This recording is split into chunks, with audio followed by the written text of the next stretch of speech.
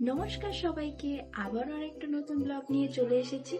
আজও বেরোবো ঘুরতে, তো চলো। এরপর আমরা সবাই মিলে বেরিয়ে পড়লাম আর আজকে আশেপাশের জায়গাটাই ঘুরে দেখবো। তো তোমরা জানো আমি চন্দননগর রয়েছি, তো আজকে আমরা সবাই মিলে বেরিয়ে পড়েছি। তো ভেবেছি আজকে এখানে জায়গাগুলি ঘুরবো। তো আজকে আমরা সবাই মিলে যাচ্ছি সবার প্রথমে হুগলি ইমামবাড়াতে। তো এরপর আমরা পৌঁছে গেলাম। তো আমরা নেমে টিকিটটা কেটে নিয়ে ভিতরে চললাম আর ভিতরের দিকটা আশেপাশে ঘুরে ঘুরে দেখলাম।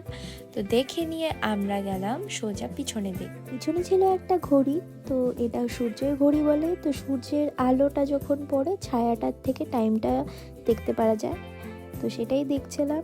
এটা অনেকটা পুরনো ঘড়ি, তো সেটাই দেখলাম। দেখে নিয়ে আমরা বেরোলাম আর বেরিয়ে এখানে কিছু ফটো তুলে নিয়ে তারপর আমরা 152টা সিঁড়ি উঠে একদম উপরের দিকে যেটা ভিউ দেখি অনেকটা দারুণ ছিল। আর এটা বলা হয় ঘড়ির আর কি দুই পাশে আর কি টাওয়ারটা, আর কি ওই টাওয়ারটার উপরে আমরা উঠে উপরে ভিউটা আর কি দেখে নিলাম। অনেকটা দারুণ লাগছিল ভিউটা।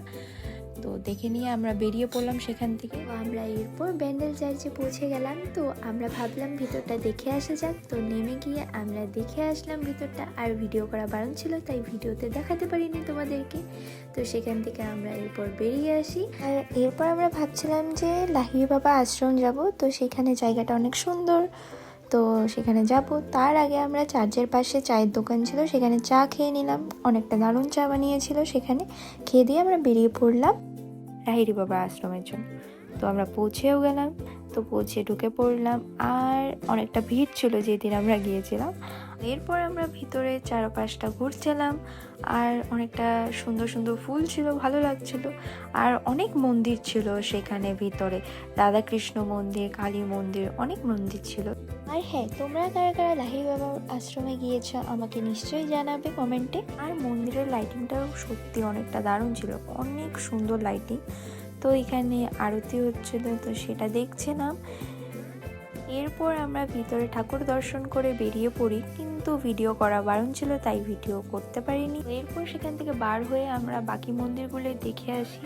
আর এখানে দাঁড়িয়ে থাকতে থাকতে দেখি যে একটা টার্কি ডাকছে। ভাবছিলাম সামন থেকে ভিডিও করি, এত জোরে ডেকেছে আমি সেখান থেকে সরে এসেছি, বাবা ভয় লাগছিল অনেক আমার। আমরা বড় মন্দিরটার থেকে বেরিয়ে পড়লাম। তারপর আমরা আশেপাশে মন্দিরগুলো দেখে নিলাম, কারণ বাড়িও যেতে হবে, অনেকটা দেরি হয়ে গেছে। আমি আগে যা বললাম তোমাদেরকে যে এখানে অনেক ঠাকুর রয়েছে, যারা যারা এসেছো তারা তারা দেখেছই। এখন বাড়ি যাওয়ার পালা, है ना? हाँ एक बार बढ़िया पाला घर में जाएंगे, हाँ घर में जाएंगे। घर में जाएंगे अभी थोड़ा देर टाटा। এরপর তোমাদের সবাইকে টাটা করে আমি ওখান থেকে বেরিয়ে পড়লাম বাড়ির জন্য। তো ব্লগটা ভালো লেগে থাকলে লাইক, কমেন্ট, শেয়ার অ্যান্ড চ্যানেলটা সাবস্ক্রাইব করে দিও। আমার নেক্সট ব্লগে দেখা হবে তোমাদের সঙ্গে। টাটা।